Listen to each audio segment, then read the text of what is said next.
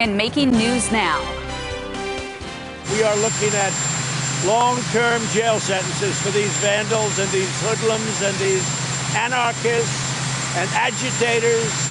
President Trump wants up to 10 years in prison for anyone who vandalizes statues or monuments on federal property. Through the Veterans Memorial Preservation Act, President Trump says this will take effect immediately now and may also be applied to damage done to statues in the past. Our David Chazanoff joins us now. David, what made the president take this action? Well, guys, today he told reporters about protesters who tried to destroy the statue of Andrew Jackson in Lafayette Park last night.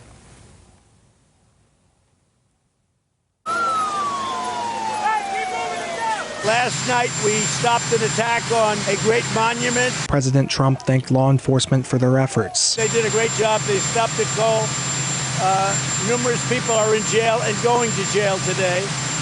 People are already there, but we're looking at long-term sentences under the act. Under the Veterans Memorial Preservation Act, anyone who vandalizes or destroys federal property can face up to 10 years in prison. They're bad people. They don't love our country, and they're not taking down our monuments. I just want to make that clear. Around the country, protesters have vandalized the statues of Confederate leaders and slave owners. In Charleston, South Carolina, the statue of John Calhoun was covered with signs saying, "Take it down." In Chicago, "Slave owner" and "Burn down the White House" was written on George Washington's statue. If these hoodlums come around, and if the states can't handle it, we are ready, willing, and able to help. Today, Color 10 asked viewers what they think of Trump's threats. One commenter showed their support, saying it is destroying very expensive property, and that alone should have a prison sentence. But they are also destroying our history. Wilson Childers offers a different perspective. It sounds like he's doing it purely to punish people for the fact that they're willing to protest and willing to actively try and change the way we as a society remember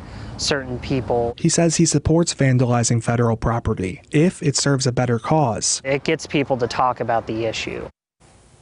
Now, you probably noticed Childers was speaking in front of the Springfield National Cemetery, where thousands have petitioned online to remove the cemetery's Confederate statue. Childers has ancestors who served in the Civil War on the Confederate side, and he says it still should be taken down.